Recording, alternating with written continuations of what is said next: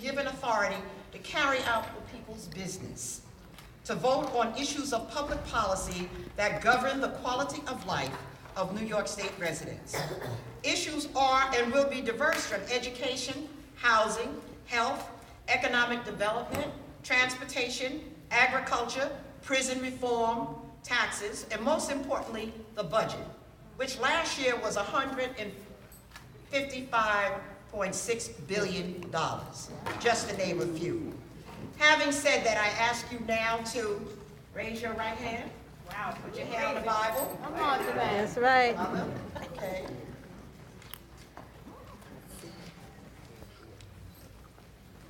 Do you solemnly swear to or affirm to uphold the Constitution of the State of New York?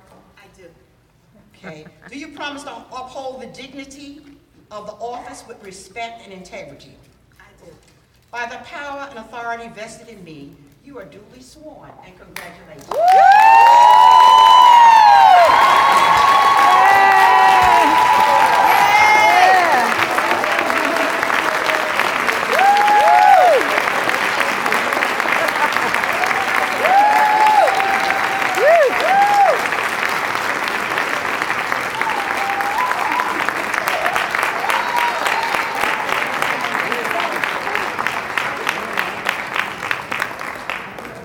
Thank you, everyone.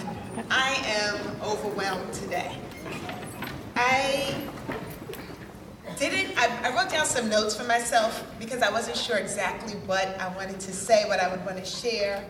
Because in planning and thinking, reflecting, as this day drew closer and nearer, I just realized there were so many things moving about in me that I just wasn't sure which direction I wanted to go. So I did, just to get things started, I do want to just first say thank you. Thank you to everyone for coming out this evening.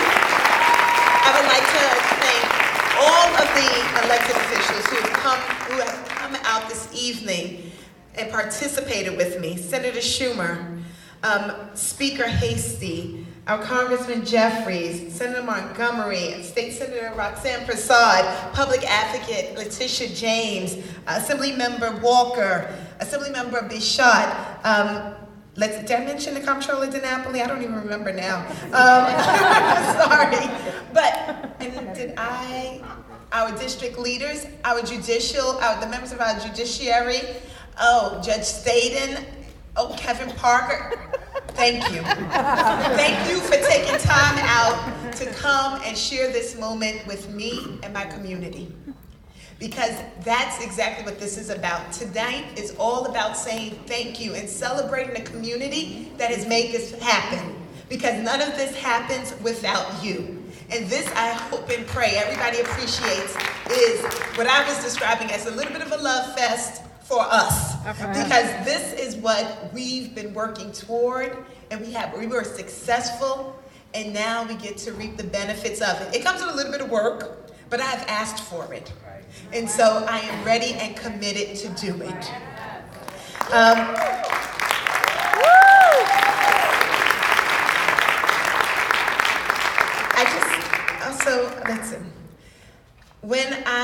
What I did know I wanted to share with everyone here is that when you decide that you're going to step forward and start to speak with the community in general about a decision to represent them in any capacity, folks always want to know why. How did it happen? Why do you want to be there? Why should you be there? And as I thought about it, I just wanted to share, there's no aha moment. As it was stated earlier, it's not a blind date. It's something that just grows and develops very organically in most cases. And it starts to manifest itself in different ways that demonstrate what your values are, what you think is important, how you invest your time, your money, your energy. And I hope that I am a reflection to you all that demonstrates that this is what I have been very seriously called to do. And I don't know if I didn't have an aha moment plan, but I can tell you that it was a very intuitive conviction that led me to present myself before this community as a possible servant. I don't know how many of you remember that I had the first run in 2009. Yeah. Yes. And the worlds kind of collided in a way for me, and I was like, wow, this is the moment, maybe this is when I should be putting myself forward to community. And it was the perfect moment to put myself forward to the community. Not to serve in the capacity that I thought, but definitely the time to present myself. Yes. So, as I know we've all spoken of Mr. Van, he won that election, and I want to tell you, I might have been the only person in the 36th district at that time that was stunned that I didn't win. I couldn't put words together that night. I was like, wait a second, how did this happen? The rest of the world might have known, but in my mind, it was moving forward. I was on a track. This is how it was supposed to happen. I was in the right place, right time. It was all coming. And you know what? In spite of the election results that evening, it was right place, right time, exactly where I was supposed to be.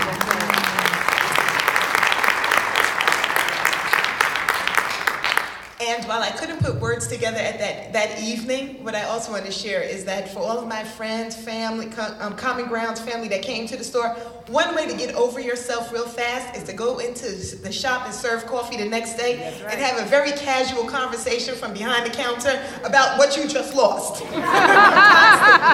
With people as they examine, so what's going to be next for the neighborhood? And they're going to do coffee table politics with you all day long. And it really reminds you to get over yourself and let your ego out of the way because it's bigger than you. And that is what I always have to remind myself. It is bigger than you. This is about us. It's a very popular show on right now. This is us. This is us. This is our popular show. This is our reality. And so long as we remember to keep community first, the bigger goals in vision, I should have gotten some water. Then we will stay on track. But back to the point, though, there was a feeling directing me. There was an intuitive feeling that did direct me toward seeking to serve this community in the political capacity. And I think that I've sort of been walking in that path for a long time. I was the kid who was in student government since first grade. No, really. Like I was the class president, the student rep, the president of the school, the this, the that, you name it, the school judiciary, the council of presidents. And what I realized is all of that was just training and helping me to develop ideas and understanding about what this democracy could be, and how the democratic process could work for us. I think I really do believe in the idea of everyone having a voice. And I really do believe that we can select people who will then be empowered and authorized to go forward and act on our behalf and to do the work of the greater good. It may not always be our best. It might not be the best for you specifically at that moment in time, but it's for the greater good. And so I think that God has definitely been in my life and has ordered my steps and my path so that I am here. And that all of these things have been a very necessary part of my learning so that I could be ready for today, for what stands before us. And I also just want to bring attention to the fact that when I ran in 2009, I didn't know, I was a political novice. I didn't have any idea of the real lay of the land, but that presented an opportunity for me to learn what the lay of the land was, how things operated. Because I'm gonna tell you, I would have been mad if I was one of those folks this past year that thought I was gonna go, that wasn't registered in a party, that thought I was gonna go vote in a Democratic primary and realized my name wasn't on the rolls. So some things were happening in my life years back to make sure that I was in the right place at the right time, and that the right people were in my corner. And I just want to identify that there are some people in this community who go hard all the time, and they're doing it for us, whether we see it or not. And I've had the blessing to become friends with those people. There are our community board members. Yes, I'm here to shout out to the community board from here. Y'all work hard all the time, every day. They take more meetings per week than most of you with jobs. And let me tell you, it's relentless work. They are constant. They are our champions. And I was able to work with them for 13 years. Thank you. Thank you for giving me that opportunity. I want to say that it was the folks who came into the shop, the coffee shop on Tompkins. Thank you. Through you, I had eyes and vision and an opportunity to see what was bigger than me, how this community operated from your perspective, what it was that made you move to this neighborhood, why you were leaving this neighborhood, all of the things that I want to say when I was going to my office every day, I was missing. So this just gave me eyes into a part of the neighborhood that I otherwise wouldn't have had. It was people that I've met through the exercise group. Yes, I can't dance like a salsa, but I'm trying to keep it healthy and I'm trying to stay well. And there's a core group of runners in this neighborhood. Thank you. Black girls run, yes, I'm with you. And I want black girls to be happy, because I want us to be happy and healthy, because that black girl magic won't work if we are sick and ill. I want to thank the Deltas. They came out. I'm telling you, I've been Delta over 25 years.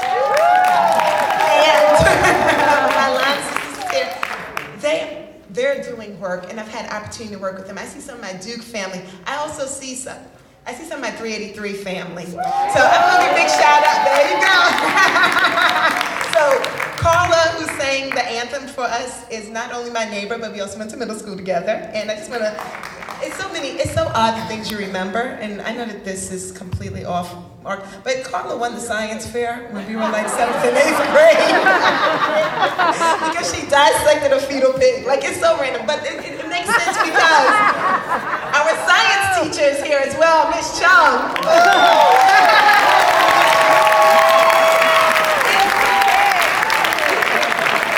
I can tell you, my heart was, I went over to a union meeting and someone called my name, and then I heard somebody go, yeah, I turned around, it was Miss Chung. I was so excited. I'm gonna tell you, I am so happy that this community is my community. That you all have embraced me and loved me and nurtured me and helped me to grow.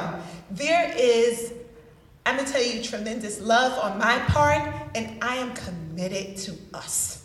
I just know that this is where my convictions, my beliefs, and my training have met opportunity. This is what I think I have been prepared for, and I am so excited to take this walk with you. And I'm saying it's a walk with you, because as every elected that has come before you tonight has mentioned, we can't do it by ourselves, we don't do it overnight, and we don't have any magical powers. This is a walk I am taking with you. And before I leave this podium, I just want to also just run down a bunch of thank yous. So I'm going to ask you all to bear with me for a moment, because I would like to give special recognition to Stephanie Zinnerman.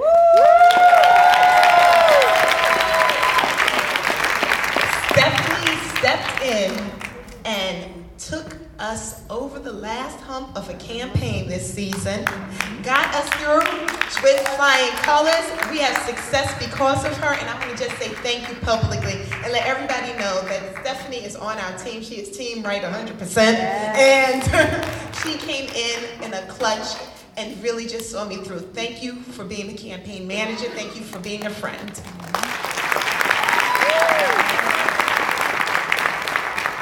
And Miss C. Doris Penn, who sits in the cut all the time.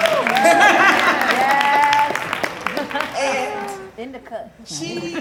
Most people would walk by and look around, think that she's not paying. Miss Penn Yes, is yes. watching everything. And she doesn't miss a penny. Yes. And I mean a penny specifically, because she stepped in for us and took over the campaign finances. And because nothing happens without money. Let me be very, very clear. What a lot of my training has dictated is that I need to follow the money, I need to understand the money and how to use the money. And Ms. Penn came on the team and made sure that all of that was possible. Thank you so much, Ms. Penn, for directing the steps and getting us there. I want to thank the Vita family. All of you are tremendous. From helping us to learn our history about what political power is in our, how it can be, I should say, because it doesn't mean, just because it is, doesn't mean that that's what it's always going to be or how it's always going to look, but helping us to understand our current conditions of history, where it can guide us for the future, and to have strategic plans so that we know how to step forward, how we can maneuver and get the best for ourselves. Because that's honestly what the bottom line is. And I want to say thank you, Vita, for being that in my life and in this community. Our president is Mr. Henry Butler. I want to say thank you. Henry is my friend, as well as my partner and colleague in this struggle and political work. I've been on a community board with him. He's on Vita with us. And I want to say I probably became friends with Henry when we were both trying to stay healthy. Because we'd wake up in the morning, I'd be like, okay, if you're gonna make it to the track, I'm gonna meet you there. And he'd be like, okay, all right. And I get a text, I'm like, okay, I'm riding my bike over. And I was like, okay, I gotta get up and go over there. And that's how our friendship grew. That's where the bud was, and then from there, it continued to grow. It was a chance meeting, being in the same place, same time, same board, and then realizing that we both needed to take care of ourselves. We could take care of ourselves, then take care of community. Thank you, Henry, for being that.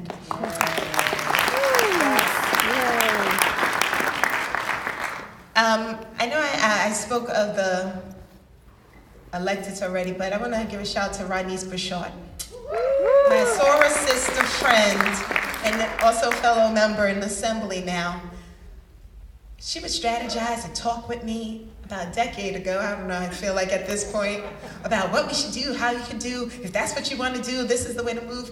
And I'm gonna say, though it might not have been the plan that I walked, or the path, that plan may not have led to the path that I have walked, but it was definitely important for me to have the conversation and someone's ear to bend about the ideas and about the things that were important.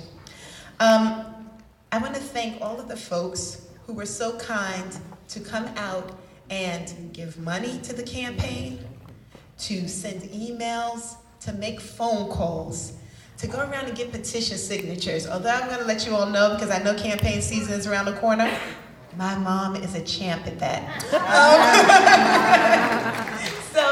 But all of you are great and fantastic for opening up your networks to help spread the word about me, to let people know that this is something that I felt committed to do and that you believed enough in me and my abilities and my sincerity to go forward and to share that with someone else. Thank you. And then I'm not gonna go on for much longer, but I do also want to just say thank you to my family. Now, I think I may come across as very nice and poised and put together sometimes. But I come from a family of people who have a whole lot of opinions, and they like to share them, and they don't care that you asked or not. And it doesn't matter if you wanted a discussion or if it was something that you were paying for, we were gonna talk about it. And I wanna say thank you to my family, to my mom, my sisters, my brother, and all my extended family that's here. You see my cousins, because they're bossy too. My Uncle Joe, I think I saw sneak in, yes. And cousin Keisha, thank you. My family is a rock for me. Through them, I have learned what it means to support community. Oh, my cousin Loretta's sitting over here next to Ann, another 383 person, holla. And that's how we learn what support means. That's how we learn how to love other people. That's how we learn how to give care. And so I want to say thank you. I'm going to thank you for being bossy. I'm going to thank you for challenging me, for making me think about it, being responsible for the words that come out of my mouth, for the actions that I have. Thank you. Thank you very much. And also, I want to also say thank you for never failing to step in whenever I needed it. And they have done tremendous work for me during this campaign cycle. My mom has let me stay with her. It's been a true blessing, and it allowed me to do this work, and allowed me to be in the places that I needed to be, and to let go of some of the stuff that I needed to let go of so that I could be here. So I am just really excited. And lastly, I just want to mention, I know everyone's very concerned that we have a new president. I'm constantly asked, so are you afraid? I want to let you know, I'm not. And many of you are people of faith, and I just want to say I don't walk in fear. That's right. I walk in purpose. And you understand exactly what that is. This is not our first time dealing with someone who is hostile, abusive, disrespectful. We've seen this playbook before. Yes. We don't have to worry about what his goals are. We know. He may change a tactic or two, but we've seen it played out, so we know how to respond. And so the only thing we have to do is be committed to do those things that are necessary to continuously protect our people, to improve our condition, and to make sure that as someone is pushing back against us, that we are solid and able to stand firm and to keep moving forward. So I am committed to do my part. I am asking you for your prayers and your support to make sure that I am able to do that. And as I said, I know that this is for us. This is our time. Better things are ahead. Better days are ahead. And I know that we can do it together. And so I am asking for your support. I am asking you to continuously be in my ear. I am asking you to continuously stand with me, because together we can do this. And I am truly excited. Can I tell you all just really quickly, I've been in work for 6 weeks already. The first time I got the little envelope in the mail with the Now Please name on it, I was like, did I get some lost money? And then I looked in and I was like, wow, this is my paycheck. That hadn't happened in a long time. I was like, wow. So I was like, that was exciting to me.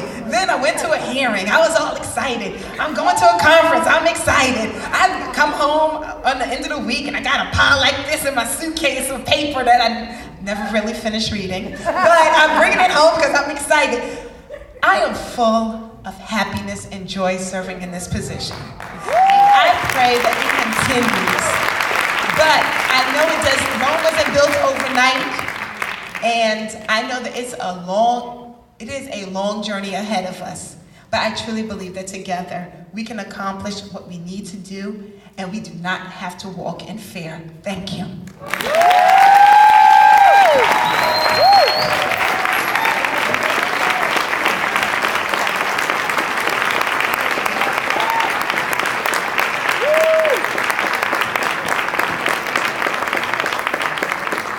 Assemblywoman Tremaine Wright.